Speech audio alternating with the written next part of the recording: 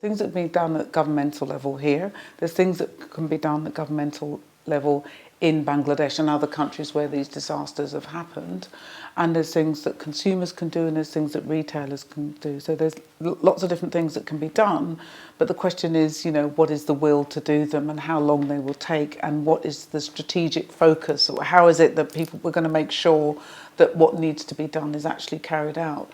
Besides the economic contribution of the sector, there's also this huge issue around its contribution to environmental degradation, to lack of sustainability, and to these awful, very poor labour relations, employment conditions, employment of child labour, etc., etc. So all of that, I think, has only relatively recently come to the forefront of people's consciousness. So now, in that way that the state tends to lag behind things, we're trying to catch up and work out what it is that we can do. The Baroness is currently working on a modern-day slavery bill, so I had to ask her as to whether this title was applicable. The conditions under which some people are being asked to work in that industry are unacceptable, and that we should be working to change them. Some of them we would call enslavement. If people aren't paid, if they're forced to work, if they're not allowed any breaks, if they're locked into rooms where they have to live in the same space as they work, that to me is a modern form, a contemporary form of enslavement. With a growing GDP that has bucked the global trend, Bangladesh has been consistently growing at 6% over the last 17 years. Producing a garments industry which ballooned almost overnight, the infrastructure of the country simply hasn't been able to cope. Yet in a report released after the collapse, the World Bank highlighted that Bangladesh was in a historical position to reach 8% growth because of international investors looking for low-cost manufacturing. The World Bank encouraged Bangladesh to continue on its path, saying that the nation has not yet lived its potential to capture at least 15 million jobs. With the faults of the industry being picked upon, is this not the nature of growth and the nature of the system by which we're run? I spoke to author Tansy Hoskins, who thinks that the issues being faced by the garment sector represent exactly this. A lot of the time, fast fashion or cheap fashion, things that we're seeing around here, is targeted and saying, people need to stop consuming. But is that really the main cause of the problem? It's not at all, and it's not a coincidence that people are having to consume so much at the moment. We're in one of the worst economic crises, that any of us have ever experienced, and unemployment levels are up, youth unemployment levels are up. So people are having to consume in order to, keep up a certain level of appearance. If you want to get a job or keep a job, fashion has become so linked to modernity and sort of competence that now you have to keep up. So fast fashion is not something either that's just happened. It's a very deliberate strategy, and it involves corporations creating short runs of clothes that have a short shelf life, so there's never a sale, and they do 52 odd seasons a year. Capitalism has within its DNA exploitation and profit. That's the reason these wages are driven down and down and down, and that's the reason why the fashion industry treats the environment like it's free.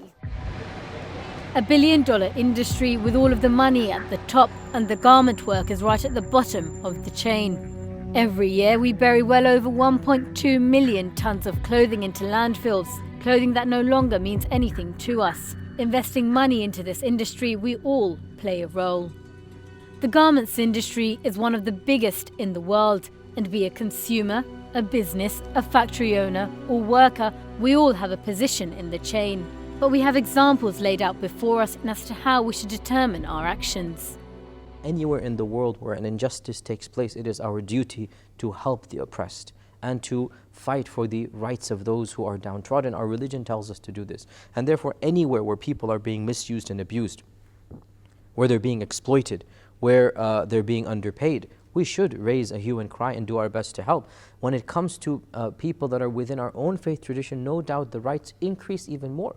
And these brothers and sisters that worked in the factory are our own brothers and sisters. They are our fellow Muslims, and no doubt our connection with them is even more. So there's a double connection, and we need to do as much as possible to ensure that we only purchase from companies that have ethical standards. We have to do our homework. We should be encouraged to participate in economic boycotts when it will send the message to such companies to change their policies. We all saw the videos, we all heard of the working conditions, horrendous, horrible. How could anybody treat other people in this manner? And our Prophet ﷺ is the best role model and example. He would always pay a worker more than his wages, and he would always pay a worker on time, and he would always be ethical.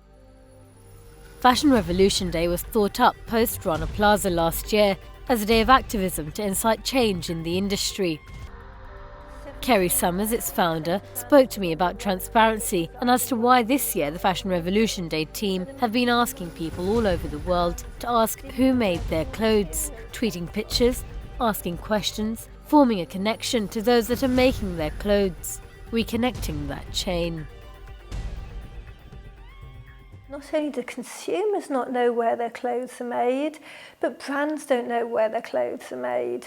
There was a recent Australian fashion report which found that 61% of brands didn't know where their clothes were made. 73% of brands didn't know where the fabric was either woven or dyed or knitted. And a massive 93% of brands didn't know where the raw materials came from. And so as consumers, how are we supposed to know where our clothes are made and in what conditions they're made if a lot of the brands really don't know?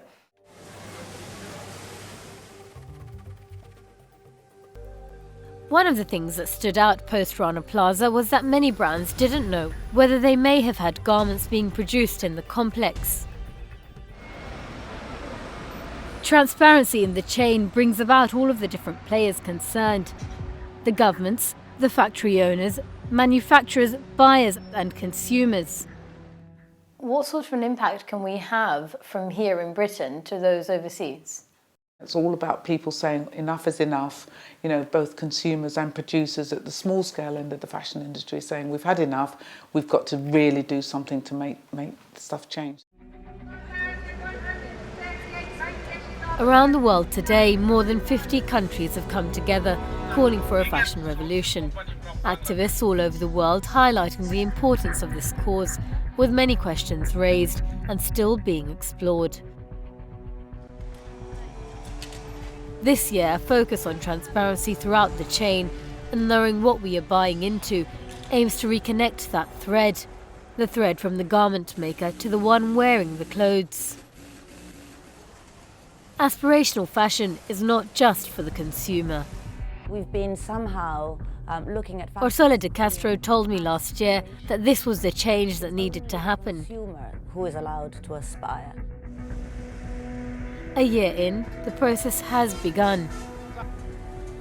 One day of action will not change the path that we're riding, but the willingness to transform and the acting upon that we do hope will.